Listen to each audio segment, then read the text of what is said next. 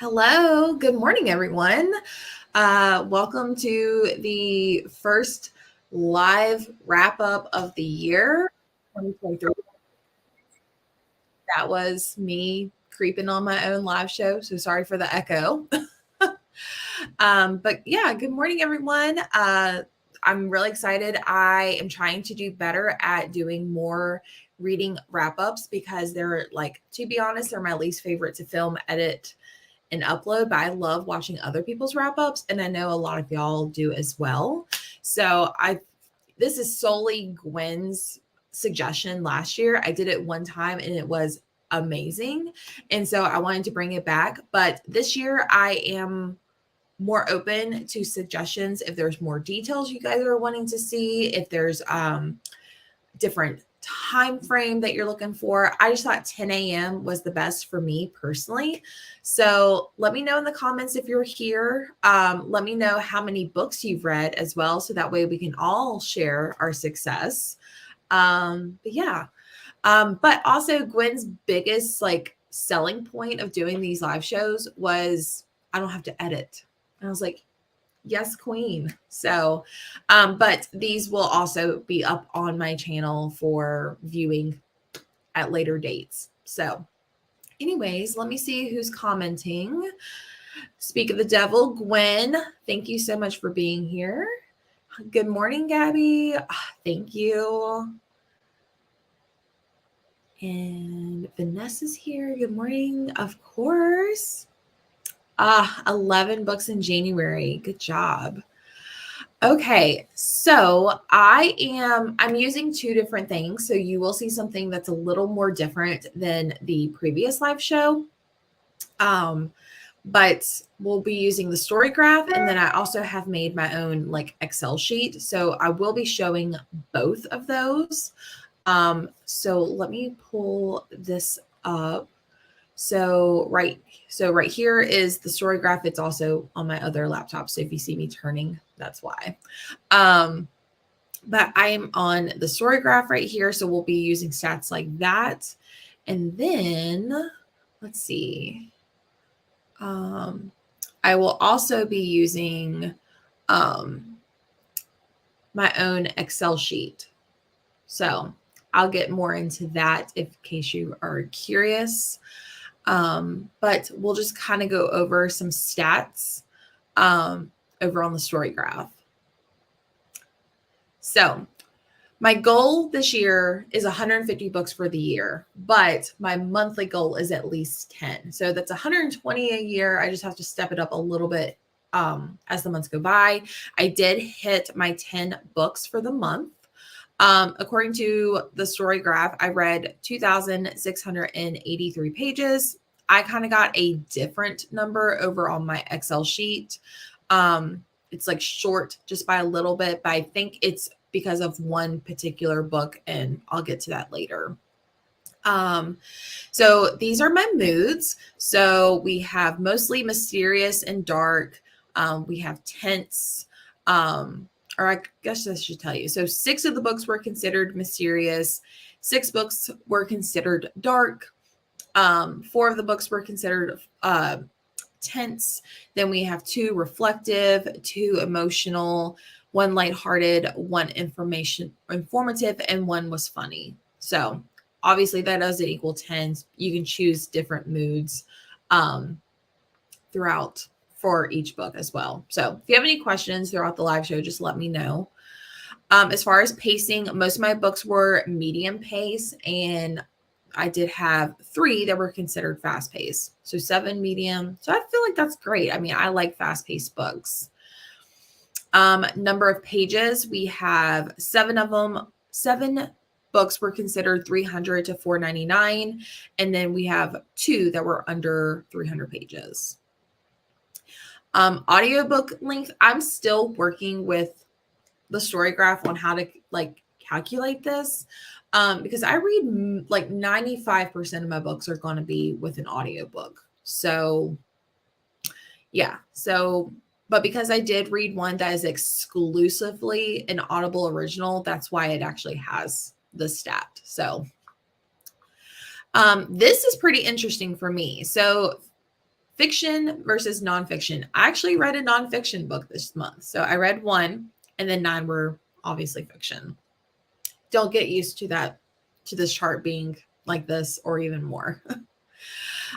Genres, I read 5 that were considered thrillers, 5 that were considered mystery, 2 considered romance, 2 considered horror, and then a few others were also considered technology, true crime, short stories, historical crime, contemporary, and biography. So again, you can choose multiple different genres throughout the book. Not sure what the tags are. I didn't tag anything. So this chart is not correct. We'll get to my chart, which is a little more accurate. So, oh my gosh, Gwen, the only nonfiction of the year. You're probably right. Let's be honest. Let's see. And then 3 books in January. Slow reader. No worries. It's practice makes perfect. That's why I try to tell people who are like, I read slow. Practice makes perfect. Good morning, monster. Love it. Perfect. Let's see. And then this one, as far as how many books I've read per month, obviously it's not going to be exciting because I've only read 10 and it's only the first month of the year. So 10 books. So I'm on track for my goals. And then this one is the star ratings.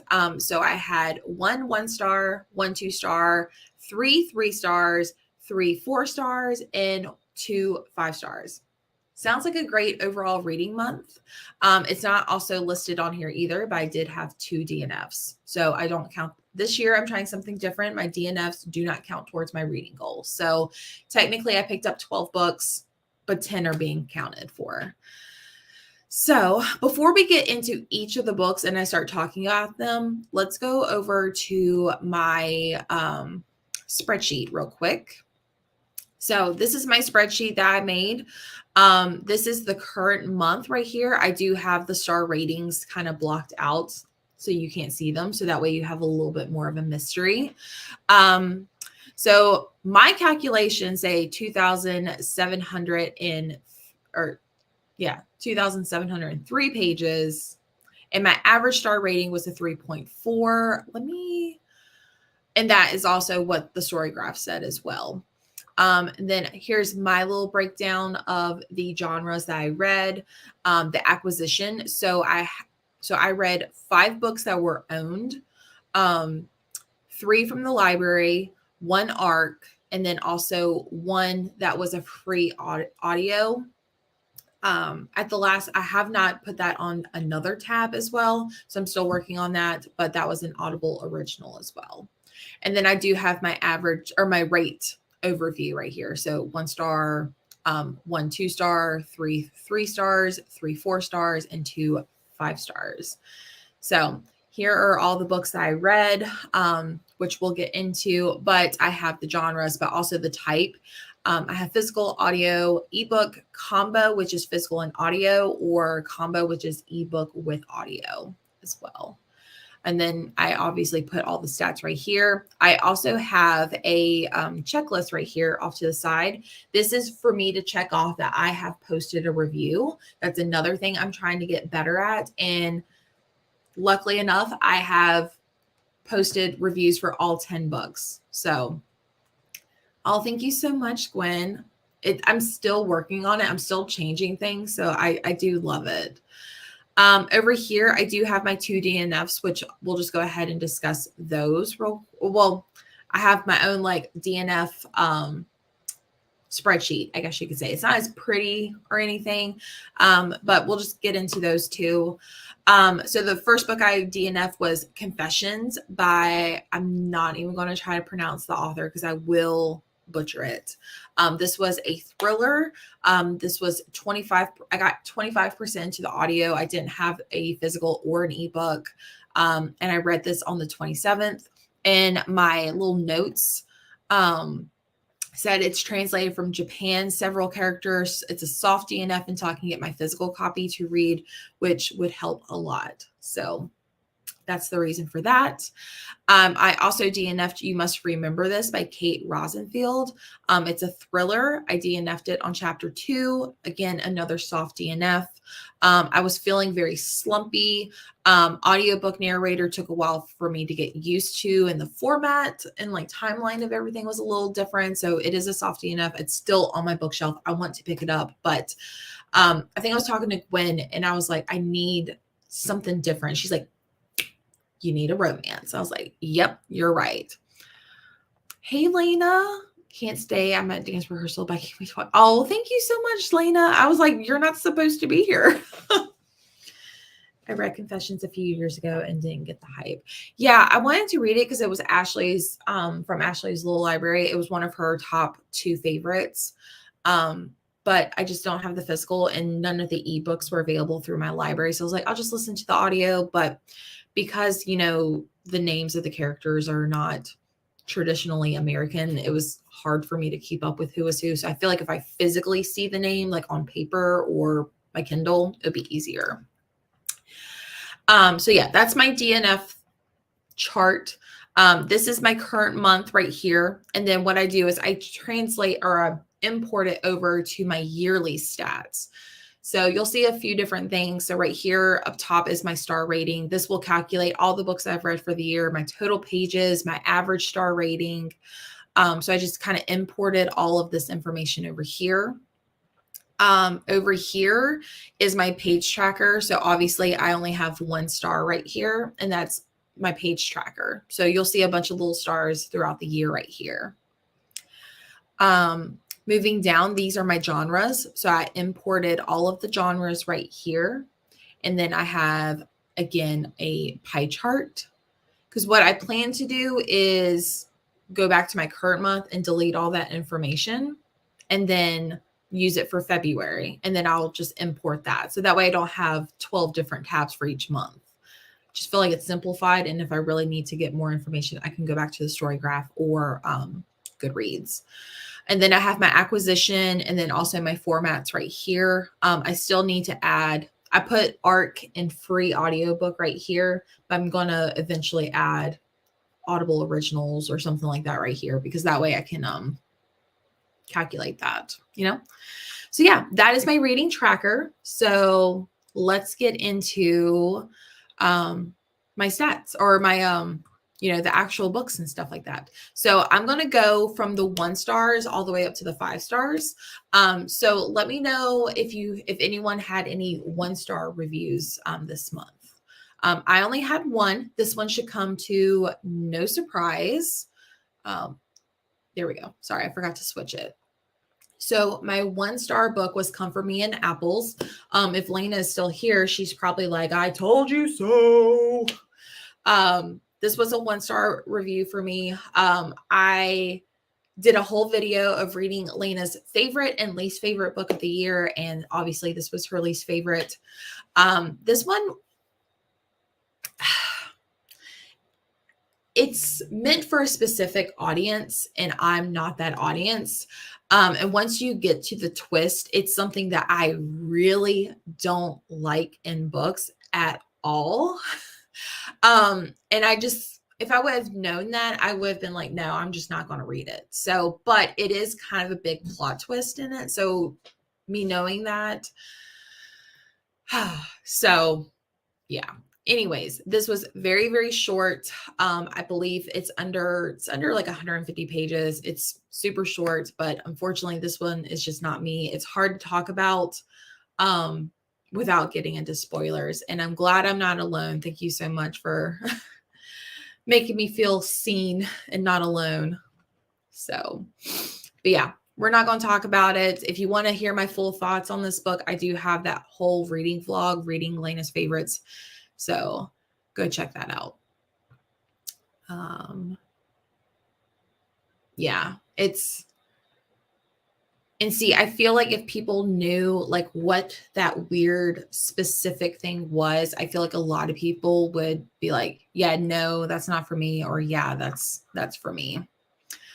All right, moving on to my 2-star rated book. It is Just the Nicest Couple by Mary Kubica. I read this one during Gwen's Patreon live show, or Patreon's reading sprints. She did a whole 24-hour readathon over on her Patreon. If you are interested in that, definitely go check her out. She has a podcast and we have such a fun time. And I'm really looking forward to the next one, Gwen. But anyways, moving on. I read this one during that one, or I basically finished it. And it had such a strong start. And it just felt, you can feel and see the story like going downhill. And I'm also very oblivious to any hints and stories, especially thrillers. And I guessed everything, basically. Everything. But this one is about a married couple. I forgot their names, but this is about a married couple who are struggling in their marriage. And one night they get into a heated argument, and the wife's like, well, why don't you leave? And so the husband leaves. And then it also follows another married couple where they are trying to have a baby, but something happens to where the wife thinks she saw the other husband, the one that left. She may have been the last one to see him alive. And so her and her husband decide to like keep quiet, don't don't say anything. But the other wife is still looking for her husband, and yeah, lots of dark secrets and stuff like that. But it was I would say if you're new to thrillers, this would be perfect. But I could literally see everything that was coming. But it's good. It had a very dark beginning, but the ending was just okay. I liked The Nicest Couple, but I can't remember it now. Yeah, I feel like it's a very forgettable one, which makes me sad because I really want to read more of Mary Kubica's backlist.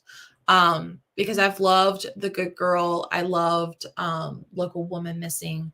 So I definitely want to read more of her, but this one was just kind of a letdown. So I was annoyed with the ending of Just the Nicest Couple. It was very underwhelming. Yeah, like honestly, it's like the beginning is up here. It's just like, oh my gosh, like what is happening? And then it's just a very steady decline of the story. So, but yeah, I think it's good for beginners though. All right, moving on to my 3-star ratings. I had 3 this month, so we will start with Second First Impressions.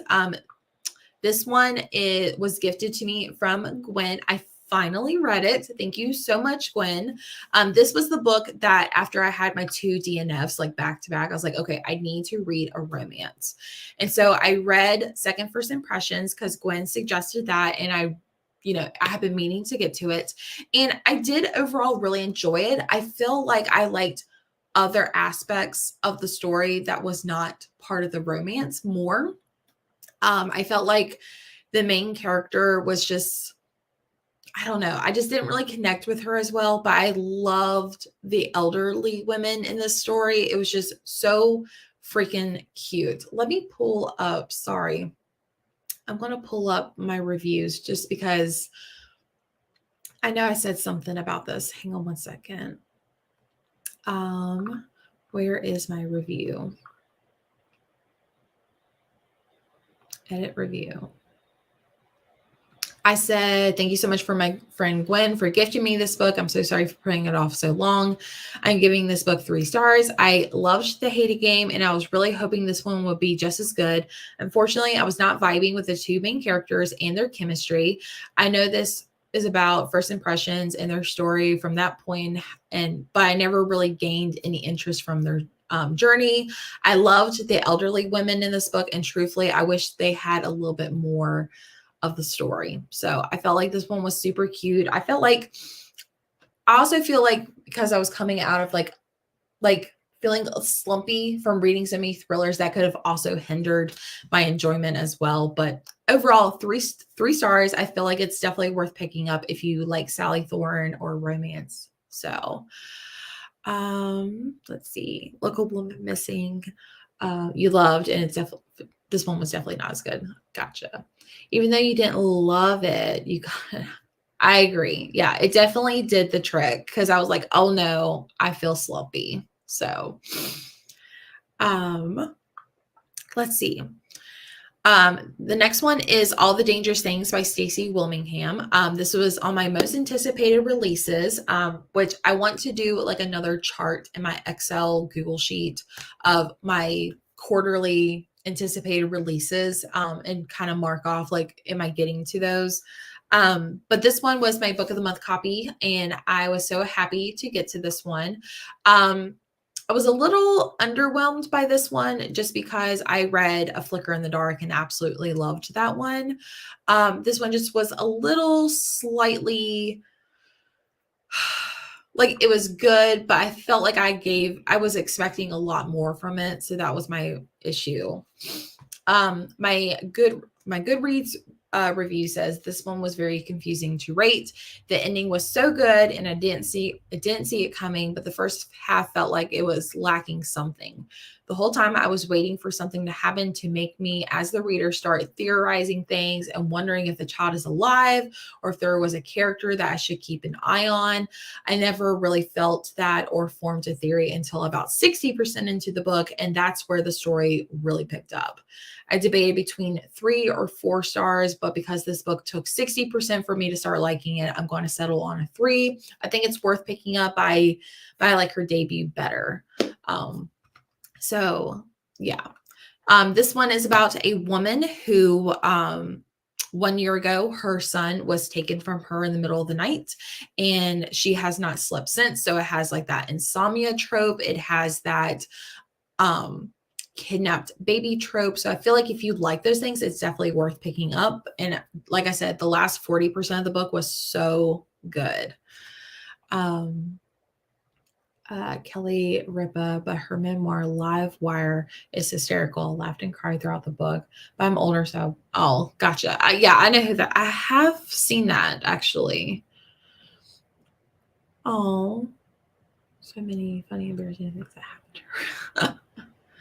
All the Dangerous Things was my favorite to read in January. I loved her writing style, and I read it in a couple sittings, like just like her debut. Also, I know my friend Jordan said that apparently this author really likes to use the word flicker in both of her books. I did not notice in the first one, but after I heard Jordan say it, I did notice it. I think I counted 4 or 5 times that she used the word flicker in this book. So the last 3-star book I have is 56 Days. I was also trying to include this into reading Lena's favorites because I think this was one of her favorite thrillers of the year. This was actually the first book I read for the year. And this one, I have like mixed feelings about this one. I feel like people are going to either like it or they're going to kind of feel the same way as me.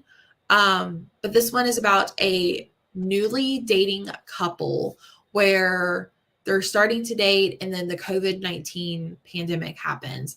And instead of like ending that relationship because everyone's in lockdown, they decide to move in together. And then 56 days later, there's a dead body. You don't know who the body is, and it goes from there. My Goodreads rating or review says, I waited to read this book until after the COVID-19 global pandemic, and I feel like that was a mistake. I feel like this book would have been a bigger impact if I was reading it while living through the pandemic. Instead, this factor of the book felt more of an annoyance and brought back those bad memories of what COVID-19 brought to the world. I did, however, like the story/thriller for the most part. It didn't feel like this was a new mind-blowing thriller, but for the most part, it was an okay thriller. But this could and will most likely be a forgettable thriller for me. I would recommend it as a beginner thriller for those who don't mind reliving the pandemic through a book. So I didn't realize this, but like, I don't really like COVID-19 books. So unfortunately, I probably will stay clear of that.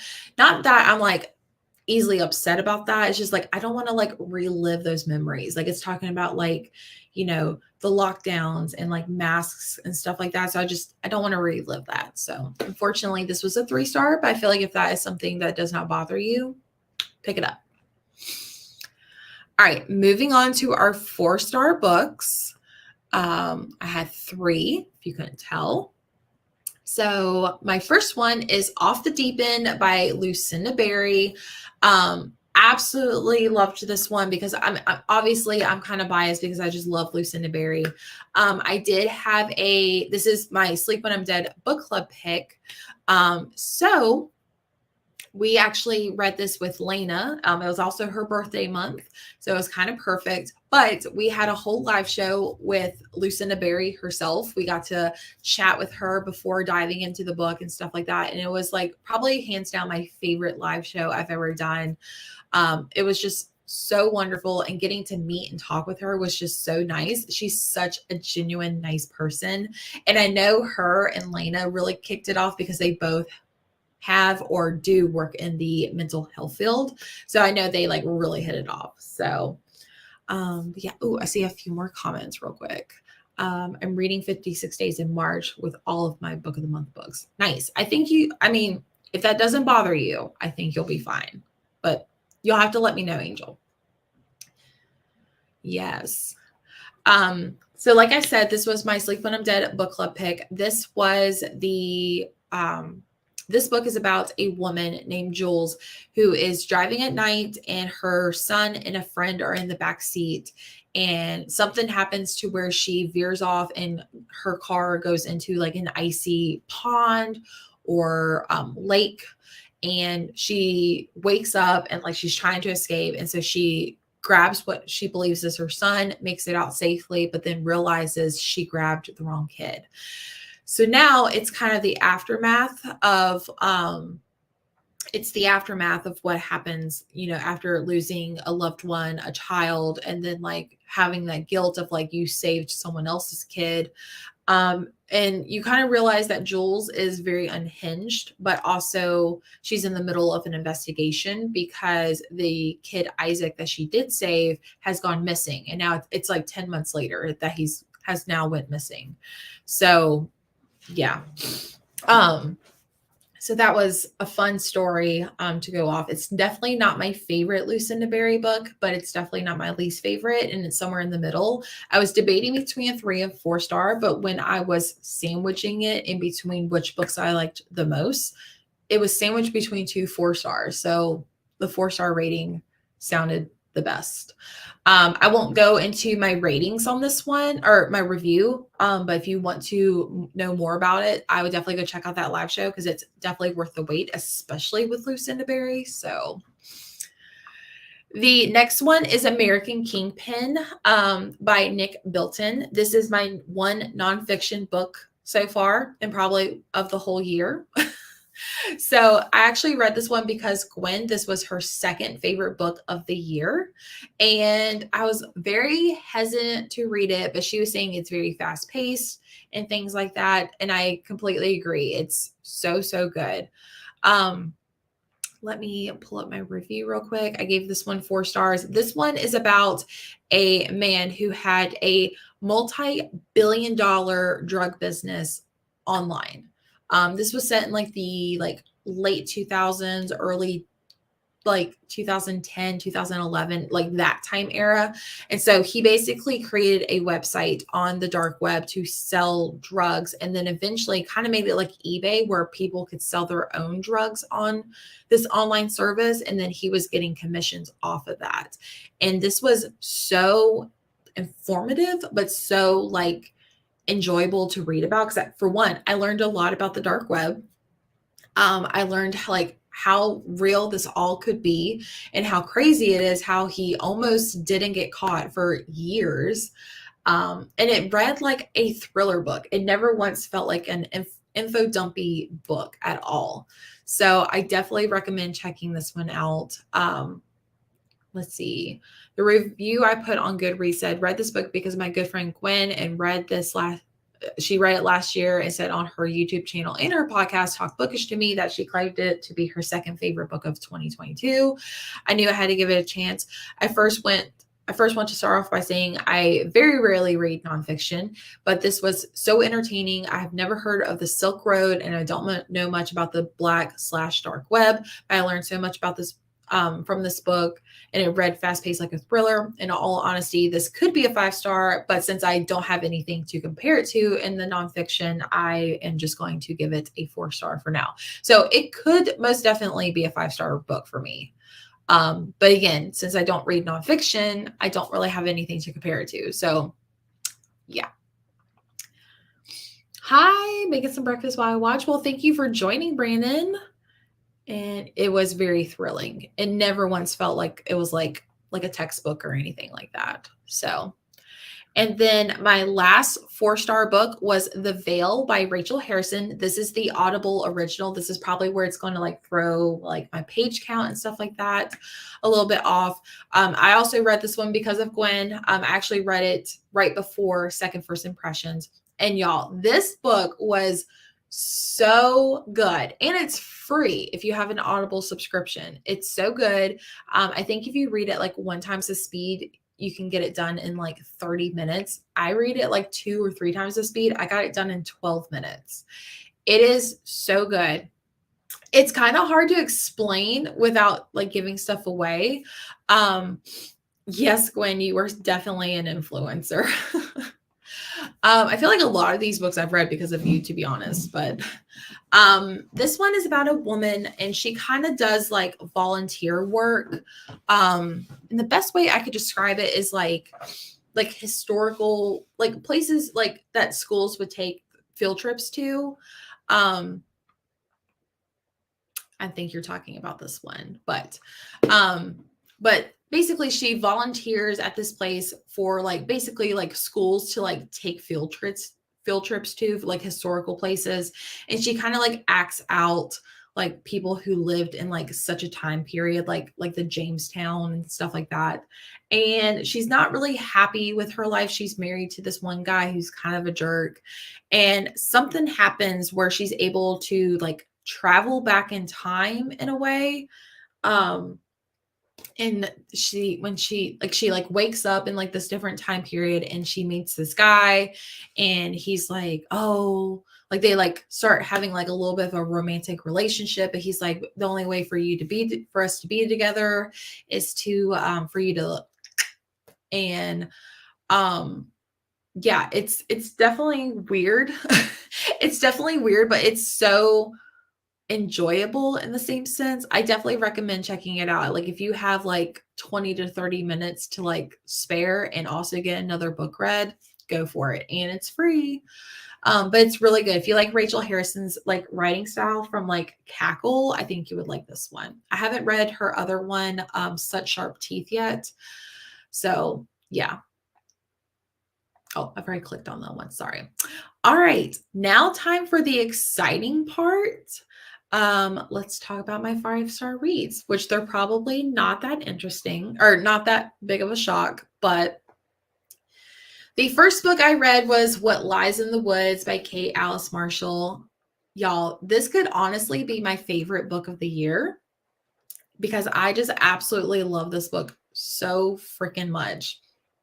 I got the audiobook sent to me from NetGalley. So I had that plus my book of the month copy. So it was perfect.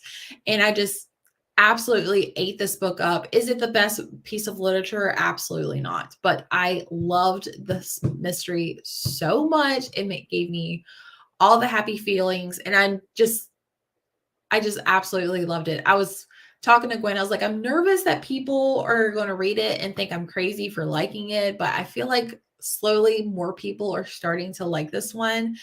But yeah, it's just absolutely so good. It's about 3 girls that when they were like 12 or 13 years old, they used to play in the woods all the time. And one day, our main character was attacked by a man and was stabbed like 17 times. Her and her friends were able to put that man behind bars. They say like they were heroes, but they were actually liars. They kind of lied about what happened that day in the woods. And so now as an adult, things come back to life or come to light and stuff like that. So On Goodreads. I put this book was absolutely amazing and a surprising read. This book had so many twists and turns. I went into this book pretty blind. I love the audiobook and the characters. The characters were messy and complicated, but in all the best ways. It gave me the same vibes as a real crime that happened, and I loved it. And I can't wait to check out more by this author. So good. I definitely recommend you check it out. I've seen people who have been reading it giving it 4 and 5 stars, which makes me so happy. So yeah. Yes, Gwen also read this one and really enjoyed it. Loved What Lies in the Woods. Loved it as well. 4 stars for me. Nice. I hope you're enjoying that one, Brandon. Gave it 4 stars. Yeah, it's so good. Definitely check it out. And then my last 5-star is, obviously, if you couldn't tell from the sneak peek, is The Lost Girls of Willowbrook. I read this one because of Lena. It's funny how we started with the 1 star and we ended on this one. But this is The Lost Girls of Willowbrook by Ellen Marie Weisman. I did a whole reading vlog. I would say the vlog is mostly about this book versus Come For Me with Apples, because this one is much longer than the other one. But I gave this one 5 stars. I was kind of feeling like 4.5, but the more it kept sitting with me, the more I was like, yeah, I think this one's a 5-star, because it really did bring a bunch of emotions out of me. I will say this one is kind of not triggering, but like it is very descriptive of the horrible conditions that this asylum basically has. The synopsis is basically you have Sage, who is returning to, or who is going to Willowbrook, which is supposed to be a boarding school for people. She thought that her twin sister had passed away from pneumonia, but it turns out that her parents sent her away to this boarding school. So she's going to find her sister, but then finds out that this is not a boarding school, this is an asylum. And so because they're identical twins, also her sister Rosemary has went missing. So that's another reason why she's going there, is to try to find her. But people think that Sage is Rosemary and that she's returned. So they lock her up, and then she like endures like all this terrible treatment. It is kind of a lot all at the beginning, but it does slowly turn into like a mystery, which I really like. And I think that's what really made me enjoy this book a lot more. So, but yeah. Those are the 10 books that I read for the month of January. So I hope you guys liked this live show. If you have any suggestions, drop it in the comments of this live show after it ends. That way I can kind of know, like, I was thinking like the first Saturday morning of the month. Let me know if that works for you. So yeah, anyways, I will end this, but I hope you guys all have a great day, and I will see you guys in the next video. Bye.